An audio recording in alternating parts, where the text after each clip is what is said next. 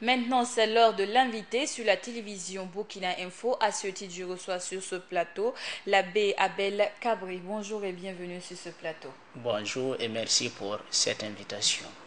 Alors, monsieur l'abbé, alors quel est l'historique de la fête de Noël quand on sait qu'à l'origine, c'était une fête païenne? Noël d'abord n'est pas une fête païenne parce que Noël a une histoire. Jésus est né à un moment donné, c'est la naissance, la nativité de Jésus. Mais comme vous le savez, la culture païenne a influencé beaucoup la liturgie catholique en termes de forme linguistique, en termes de sélection des jours de fête et de solennité, en termes même d'objets liturgiques. Mais ces influences ont été principalement d'interaction et de substitution, non d'adoption ou d'adaptation de la culture ou des fêtes païennes. Chez les Romains, Saturne, dieu des semailles, des moissons et du temps, était célébré du 17 au 24 décembre. Le 25 décembre, c'était le jour de Natalis Invinctis Solis, le jour de naissance du soleil invaincu. Et cette occasion était des occasions festives, de véritables occasions pour des réussissances effrénées. Et puis, en plus de cela, il y avait aussi, c'était une occasion de véritable orgie. Maintenant, le 25 décembre, comme progressivement, le christianisme va s'enraciner avec 313, avec l'édit de Constantin qui fait du christianisme une religion d'État. Le christianisme va commencer progressivement et on va remplacer cette fête, le 25, avec la fête du Noël. Pour dire c'est Jésus, le nouveau soleil levant, pour marquer la fin d'une ère à une autre époque, d'une époque à une autre époque. Et en plus de cela, ce temps de festivité était marqué sous le signe de Janus. Dieu qui avait deux visages, l'un pour le passé, l'autre pour le futur. C'est l'origine même de janvier, le mois de janvier, et c'est l'origine aussi de carnaval qui commençait en début de l'année. Donc voici un peu ce qu'on peut dire de l'origine de la fête de Noël. Mais ce n'est pas une fête païenne, c'est une substitution. C'est une relation d'interaction et on a remplacé, mais pas une fête païenne. La fête païenne est finie, la fête catholique commence. C'est une fête catholique. Alors, Abbé Cabré, comment se préparer pour recevoir le Christ? D'abord, la prière, la vigilance et de bonnes actions. La prière parce que la prière, c'est le cœur même de la vie du chrétien. Le chrétien doit être un homme ou une femme de prière.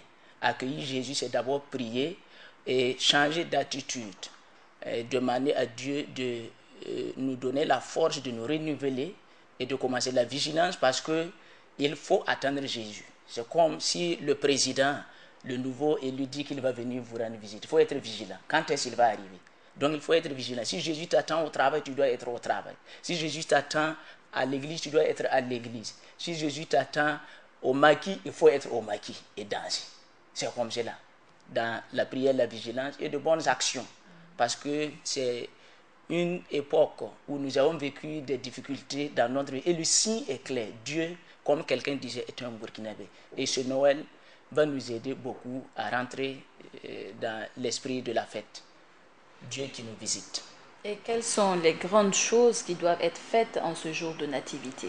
La grande chose pour le catholique, c'est la sainteté. D'ailleurs, je disais, tous les programmes politiques, on ne va pas la sainteté.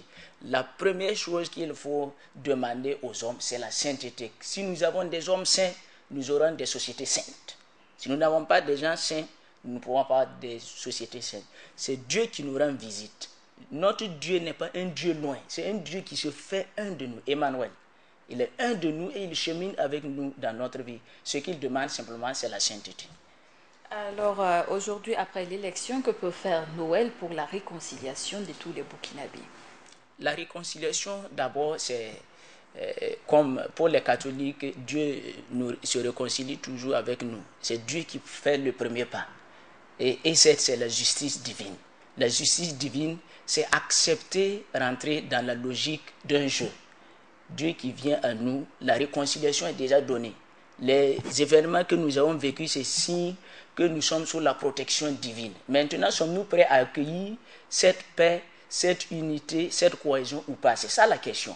Parce qu'on ne peut pas dire, je suis un homme de paix, mais je pointe un pistolet à la tête de mon voisin, je dis non, mais c'est Noël. Donc c'est à nous d'accueillir cette paix de Dieu. Dieu a déjà donné la paix. Parce que c'est lui qui a pris l'initiative de nous sauver en envoyant son Fils. C'est à nous maintenant d'accueillir cette paix et d'avoir des comportements de paix, des comportements de réconciliation. Si nous voulons nous réconcilier, il faut que ça soit du fond de nous-mêmes. On ne peut pas se réconcilier à moitié. C'est tout. C'est un tout. Alors, quelle devrait être la vocation première de la religion, vu qu'il y a une montée d'extrémisme, voire de radicalisme? Non, le radicalisme a toujours existé. Depuis la nuit des temps, la pire barbarie n'a pas commencé aujourd'hui. À l'époque où on tuait les gens avec beaucoup, ça n'a pas commencé aujourd'hui. Mais maintenant, moi, mon problème, c'est de savoir. Aujourd'hui, si on dit la radicalisation, est-il possible, par exemple, que le pape devienne imam? Est-il possible que l'imam laisse ses 3 femmes et devienne prêtre? Si on arrive à l'acceptation de l'autre, à intégrer l'autre dans son programme, nous allons voir qu'il va avoir la paix. La paix, comme on dit, comme on aime le dire, le poisson pourrit par la tête. Tous ceux qui guident ces mouvements, ce sont des gens qui sont à la tête. Si nous arrivons à concilier la tête, nous allons arriver à concilier tout. Mais est-ce que les Burkinabés sont prêts? Je rends grâce à Dieu parce qu'au Burkina Faso, nous avons déjà cette paix où il y a déjà la cohésion entre les religions. Mais un jour, si les leaders des religions ne s'entendent pas entre eux. Et c'est beau quand j'étais au Ghana, quand on voit dans une même famille, il y a un catholique, il y a un protestant, il y a un musulman, et il y a la paix. Donc vous voyez, si moi un jour je peux être musulman, ça veut dire que j'ai intégré, accepté certaines valeurs musulmanes.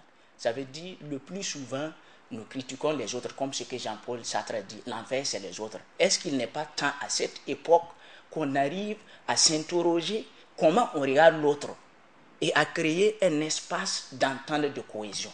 Par rapport à ça, j'avais écrit pour Regional Stability Trans-Saharan Cooperative Effort quand on m'avait demandé à l'ambassade des États-Unis pour une conférence. J'ai donné les différents problèmes qui causent les guerres et comment il faut résoudre cela.